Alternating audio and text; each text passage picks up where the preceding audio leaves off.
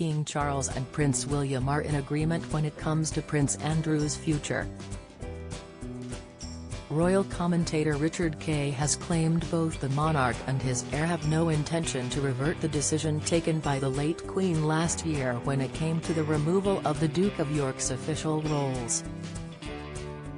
Writing in the Daily Mail, Mr. Kay claimed, "The King was clear that, putting aside his brotherly affection for Andrew, the decision by the Queen a year ago to remove all his official roles was the right one and remains non-negotiable." In taking this view, Charles is fully supported by his heir, Prince William. The Duke of York, the newspaper's editor-at-large added, fully understands their position and has come to terms with it. However, Mr. Kay added, "Sources close to Andrew tell me there is a distinction between what Andrew actually wants and what is being circulated, allegedly on his behalf."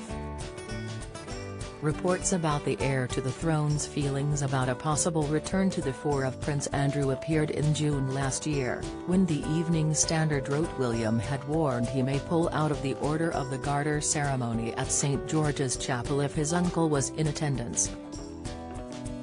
A source claimed, the Duke of Cambridge was adamant. If York insisted on taking part publicly, he would withdraw.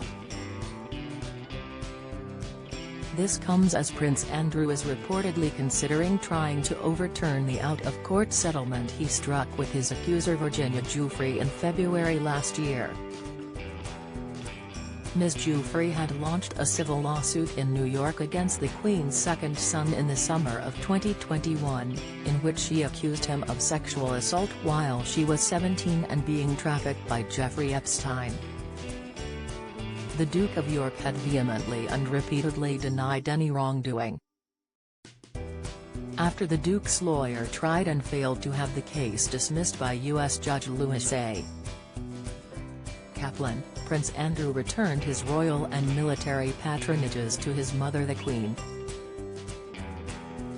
A statement released in January 2022 by Buckingham Palace read, "With the Queen's approval and agreement, the Duke of York's military affiliations and royal patronages have been returned to the Queen. The Duke of York will continue not to undertake any public duties and is defending this case as a private citizen." Royal sources added the Duke would continue not to use his Royal Highness, HRH, style. A few weeks later, the Duke struck a settlement with Ms. Giuffre, which did not represent an admission of liability on his behalf. Andrew had stopped carrying out royal duties in late November 2019, days after his interview with BBC's Newsnight entirely focused on his association with Jeffrey Epstein. As commentators criticized him for failing to show sympathy for the victims of the convicted sex offender, who had been found dead in his prison cell in August 2019, and some of his patronages cut their ties with him, the Duke announced he would temporarily step back from public duties.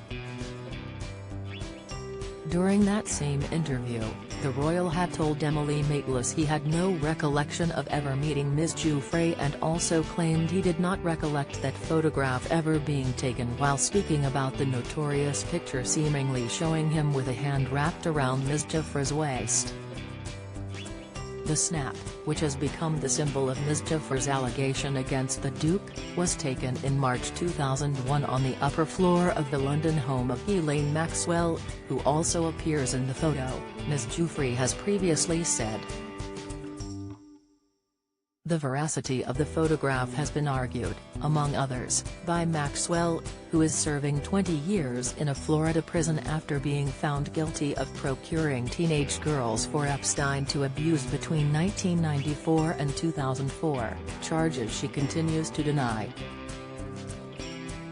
Speaking from prison with Talk TV, Maxwell claimed the picture was a fake, as there's never been an original, and further there's no photograph, and I've only ever seen a photocopy of it. However, a report dating back to January suggested the picture is genuine, with the Mail on Sunday sharing an image said to be the back of the original photograph. It reportedly shows the photo was developed at a 1-hour processor in a Walgreens pharmacy in March 2001.